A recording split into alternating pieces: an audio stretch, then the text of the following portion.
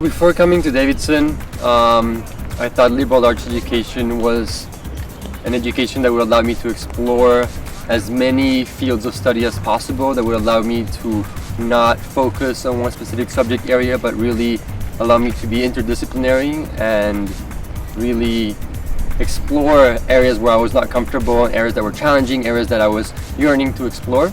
And I think while being at Davidson, I have confirmed that.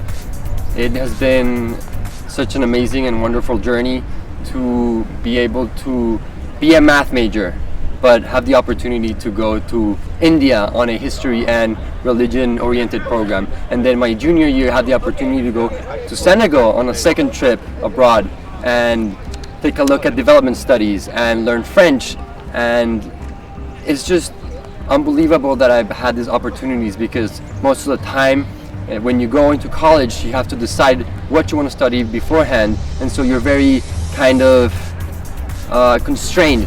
Whereas here, I've had the opportunity to take classes on so many different things that have given me a very informed and nuanced perspective on many things, which I really, really appreciate. What I wish I had known before coming to Davidson was how race relationships work in the US. Especially as a Latino student.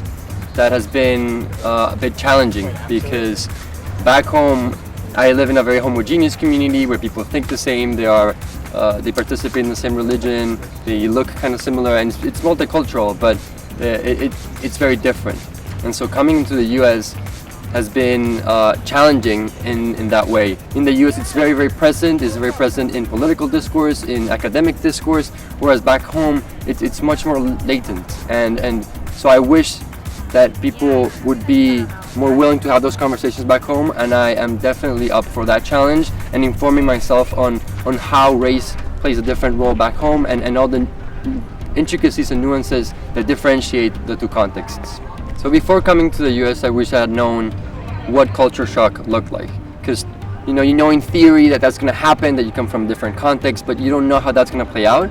And so I was very shocked, and it took me quite a long time to realize what was going on, because the first month is a month of excitement, of going out and meeting people and doing stuff and socializing and making friends. But then you start to feel that you don't fit, your body feels funky, you have to adjust to the diet, you have to adjust to how people relate to each other. Maybe people here relate differently than back home, they're not as close, and so you have to navigate those spaces. You feel a little bit isolated from people back home. After the honeymoon stage, you question, why is it that I came to the US? Why is it that I left? And so you can feel kind of lonely and lost at times. But the good thing is that there's the international community, so people are going through the same experience at the same time, and so we kind of bonded through that, and that creates like a tight-knit community among the internationals, even though it plays differently for everyone. So before coming to the US, what I would recommend is that you acknowledge that this is going to happen, that this is going to affect you physically, emotionally, socially, and so be prepared for it, and be prepared to look out for resources, which tends to be your friends, your professors, people around you who can nurture you and support you as you go through it, because a lot of people are going through the same process. So use that community to stabilize you and push you through.